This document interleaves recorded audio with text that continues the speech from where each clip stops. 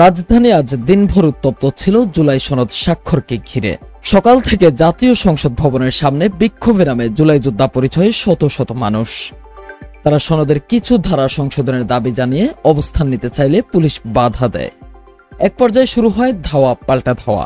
মানিক মিয়া এভিনিউতে tyre জ্বালানো, যানবাহন ভাঙচুর ও রাস্তা অবরোধের ঘটনা ঘটে। এ সময় পরিস্থিতি নিয়ন্ত্রণে আনতে পুলিশ কাঁদানো গ্যাস ও সাউন্ড গ্রেনেড নিক্ষেপ করে। সংঘর্ষে অন্তত ২৭ জন আহত হন, যার মধ্যে এক পুলিশ সদস্যও রয়েছেন। আহতদের ঢাকা মেডিকেল কলেজ হাসপাতালে ভর্তি করা হয়েছে। বিকেল পর্যন্ত সংসদ ভবন ও আশপাশের এলাকায় উত্তেজনা বিরাজ করে। পরে বিকেলে সংশোধিত সনদ ২৫টি রাজনৈতিক দলের উপস্থিতিতে স্বাক্ষর অনুষ্ঠানের মাধ্যমে পরিস্থিতি কিছুটা স্বাভাবিক হয়। মেহেদী হাসান বাপ্পি, তালাশ বিডি, ঢাকা।